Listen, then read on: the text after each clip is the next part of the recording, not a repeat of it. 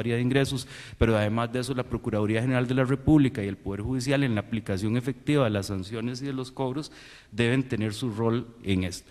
En la política de sostenibilidad fiscal que estamos impulsando en el gobierno abarca acciones en los tres componentes, hemos trabajado activamente en estos tres componentes y hoy día tenemos estos dos proyectos que son, digamos, la columna vertebral de los cambios legales y que yo les voy a hablar. Bueno, esta es una lámina que en realidad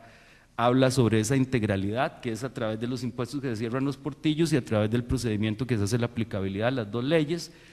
Los requisitos que debe tener una legislación de procedimiento es facilitar el cumplimiento oportuno, establecer facultades adecuadas a la administración y las sanciones que sean diseñadas con aplicabilidad y que realmente desestimulen el incumplimiento. Y en ese sentido, pues el procedimiento que pueda hacer el Poder Ejecutivo y el Poder Judicial en la aplicación de las sanciones y los cobros, pues debe ser con probabilidades de aplicación. En la medida que eso está fallando el sistema y se está dando un mensaje que promueve la evasión. Por eso desde la misma ley debe tenerse no solo las sanciones, sino la probabilidad de que sean aplicadas. Este trabajo en lo que es Código Tributario y Ley de Aduanas es un trabajo que ha sido hecho partiendo de un análisis que viene desde hace varios años, incluso con las áreas involucradas, con la Contraloría General de la República, la Procuraduría, el Ministerio Público, los jueces contenciosos, los jueces penales, para poder darle aplicabilidad a este sistema. Es un proyecto que recoge la labor de la institucionalidad y el trabajo técnico de muchísimos años para plantear la mejora a esta parte del sistema tributario que estamos haciendo y que ha diagnosticado este tipo de situaciones, obstaculizaciones a la fiscalización que se dan por la misma ley, aplicabilidad del sistema sancionador, especialmente en la parte penal con muchísimas dificultades y una serie de elementos que hacen falta como parámetros objetivos para poder hacer más cruces de información, criterios objetivos de selección de contribuyentes a fiscalizar, en fin, que deben estar en la ley y que nos permiten avanzar en estos campos. Voy a resumirles en 4 láminas cuáles son los principales cambios. El cambio en el sistema sancionador es un cambio que equilibra el sistema sancionador, haciéndolo como corresponde en buena técnica tributaria aduanera, a que la generalidad de las infracciones tributarias y aduaneras sean vistas y sancionadas y procesadas en la vía administrativa. Ese debe ser el sistema más fuerte porque es el más aplicable y porque tratándose de delitos económicos, pues tienen mayor probabilidad de ser reparados en esa vía. Y dándole excepcionalidad al delito, siendo un tema tan delicado a la hora de la prueba, a la hora del desarrollo, a la hora de poder establecer un expediente y a la hora de llevarlo en la vía judicial, pues deben ser casos excepcionales, muy bien armados y que cumplan con los requisitos. En este campo se habían detectado 2 problemas. Uno de ellos era precisamente que el tipo penal que estaba en el Código Tributario era un tipo muy parecido al de estafa, sin tener una definición clara de las conductas tributarias que eran las que eran susceptibles de ser tratadas como fraude tributario. Además tenía 2 artículos, ahora se hace un solo artículo en el que se establecen esas conductas más claramente y además de eso, al tener umbrales de punibilidad muy bajos, lo que estaba sucediendo es que estaba saturando la Procuraduría y el Poder Judicial con casos de menor relevancia que tenían este tipo de características y que muchísimo más rápido podían verse en la vía administrativa, ser sancionados estrictamente en la vía administrativa y dejar que el esfuerzo judicial se concentre en casos muchísimo más calificados y mejor preparados por parte de la Administración Tributaria y Aduanera. En la Ley de Aduanas también se hizo un ajuste en las penas para que quedara más acorde con el Código Tributario y además de eso, también se está haciendo una variación, se están haciendo más estrictas las sanciones administrativas para que compensen ese aumento del umbral de punibilidad en la parte penal y las actuaciones dolosas que tengan características de graves y muy graves puedan verse en la vía administrativa y sean sancionadas de una forma más estricta que lo serían las que son de mera negligencia.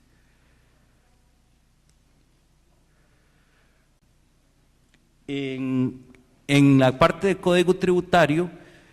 uno de los aspectos de obstaculización que se hacía era la posibilidad de rectificar en medio de actuaciones de fiscalización. En ese sentido, se está dejando la posibilidad de que voluntariamente el contribuyente rectifique sus declaraciones en cualquier momento, pero cuando inicia una actuación fiscalizadora, ahí el procedimiento es otro. El procedimiento es esperar que se termine y a partir de eso puede utilizar la figura de la regularización, porque lo que sucede es que cada nueva declaración presentada sustituye a la anterior. Entonces, no solo obstaculizaba el trabajo del auditor, que tenía que estar viendo una y otra vez nuevas declaraciones, sino que también estaba aplicando una ventaja financiera que tiene el hecho de que mientras la rectificación se sanciona con mora, la actuación fiscalizadora se sanciona con inexactitud. Entonces la mora tenía un tope de hasta 20%, mientras que la otra estaba en 25 y 75. Entonces, ¿qué era lo que estaba pasando? No solo obstaculizaban, sino que además de eso, cuando veían que el auditor estaba descubriendo ciertas cosas, preferían rectificarlo en medio de la fiscalización para pagar una sanción menor, y era una cuestión del diseño financiero de la normativa que estamos corrigiendo ahora, porque precisamente a través de la rectificación y de la regularización tenemos un artículo que ya está en el Código Tributario, que es el de rebaja de sanciones, que permite corregir más rápidamente con algunas ventajas al contribuyente que verdaderamente quiera corregir, pero de ninguna manera el sistema puede hacer que una sanción presente una ventaja financiera sobre otra que a su vez requiere un esfuerzo administrativo enorme y que realmente se está usando para tomar esa ventaja y a la vez para obstaculizar. En el tema de facilitación a la fiscalización se están poniendo multas en términos de salario base, como las que se tienen actualmente por otros deberes formales, de manera que se está incorporando además un factor de persistencia en el incumplimiento de apoyar. Esto también es una buena técnica, en el sentido de que se conservan todos los derechos de los contribuyentes, pero debe favorecerse el apoyar la labor, y en la medida en que alguien quiera pues colaborar y todo, pues la sanción será menor. Si persiste en su incumplimiento, pues la sanción debe ser mayor. Es una cuestión de diseño. El tema aquí de aumentar las sanciones administrativas tiene dos objetivos. El primero de ellos, compensar ese aumento que se está haciendo el umbral de punibilidad de 200 salarios base a 500 salarios base, para que las conductas muy graves, dolosas, fraudulentas, sean sancionadas más fuertemente que las graves o las negligentes. Pero por otro lado, al aplicar la ventaja del artículo 88, donde tenemos la disminución de sanciones, ya la sanción de 25% se estaba quedando muy baja. Y no cumplía con el objetivo de desestimular el fraude, porque sea como sea, la decisión de evadir tiene también una connotación, aparte moral, una connotación financiera. Entonces nosotros no podemos tener una sanción que se reduzca significativamente más el costo financiero, y que resulte que entonces alguien diga, bueno, me voy a financiar con impuestos, porque la probabilidad de que me detecten es relativamente baja. La probabilidad de que me seleccionen, de que a un seleccionado me descubran el 100% de lo evadido, también es relativamente baja, y aún así puedo aplicarme una disminución de la sanción en el proceso que ya sé cuando me descubrieron, de hasta un 50%. Entonces, por eso fue que ajustamos las sanciones, completando no solo el umbral de punibilidad, compensando el umbral de punibilidad, sino que además también haciendo un equilibrio de manera que no haya ninguna ventaja financiera para el incumplimiento.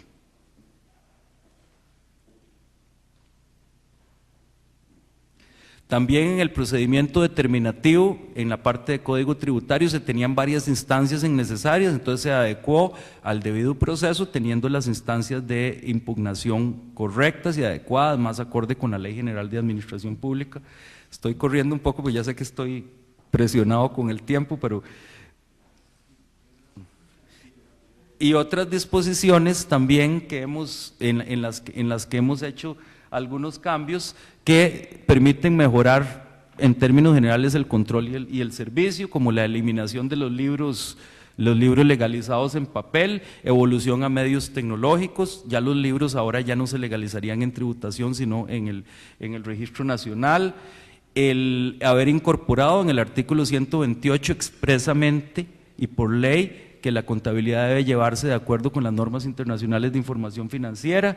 La ampliación de la creación de retenciones, de retenciones como pago a cuenta, que hoy lo tenemos en proveedores del Estado, que lo tenemos también en tarjetas de crédito, a todos los demás actores del sistema que presentan impuestos de autodeterminación, lo cual nos permite también tener un control cruzado muchísimo más efectivo, un efecto multiplicador de ese control. Estamos homologando la prescripción a 4 años con la ley de aduanas y también con el mismo código tributario en la parte sancionadora. Y en el tema de la ley de aduanas estamos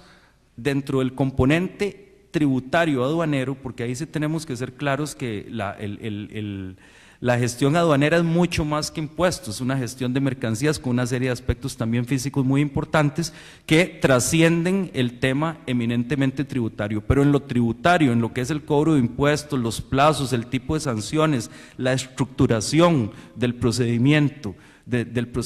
es muy similar. Entonces había rezagos en la ley de aduanas que se está aprovechando en esto para corregirlo, como el momento a partir de cuando corren los intereses, como poder permitir la regularización y la reducción de sanciones que tiene el Código Tributario en las diferentes etapas de los procedimientos aduaneros, obviamente adaptadas a las características aduaneras, pero sí homologando las condiciones eminentemente tributarias.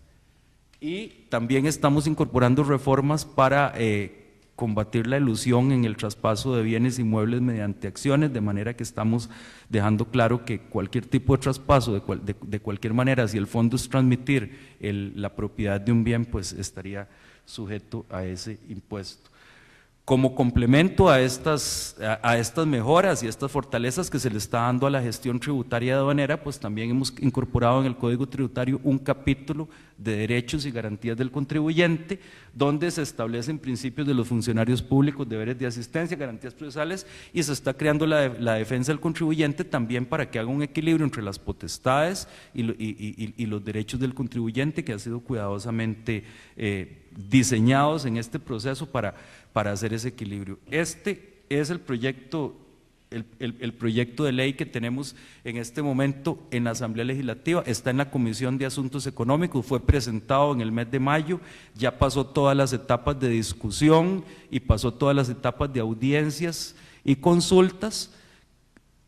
Sacamos a finales de agosto un texto sustitutivo, mejorando las condiciones con recomendaciones de la Procuraduría del Poder Judicial, de la Contraloría del Tribunal Aduanero, de la Asociación de Agentes Aduaneros y de algunos sectores también especializados en la materia tributaria aduanera, y tenemos un texto sustitutivo que fue aprobado en esa Comisión de Asuntos Económicos por la totalidad de los diputados como nuevo texto sustitutivo, y en este momento está en consulta. Ese proyecto va caminando a la par del otro proyecto de reforma fiscal, que es el que ayer tuvo la aprobación para la vía rápida, y los dos proyectos pues vienen a hacer el trabajo de la integración legal en la parte financiera. Desde el punto de vista de la parte de contadores públicos y de las normas internacionales de información financiera, pues quiero destacar que la tendencia que tenemos en materia tributaria es una tendencia a la formalidad, es una tendencia a los registros uniformes, y en ese sentido por eso le quisimos dar rango de ley a esto, y además incorporar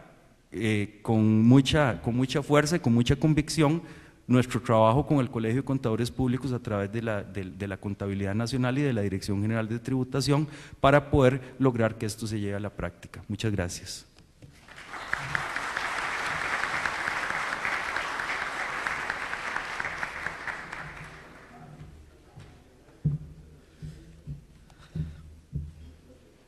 Muchas gracias, don Francisco. En realidad el evento ha sido, pienso yo, que muy interesante porque muy poca gente ha salido, o sea, revela un poco, ¿verdad?, que ha tenido pertinencia y ha tenido de una forma u otra una convocatoria que ha tenido respuesta por parte de ustedes. Veamos a ver.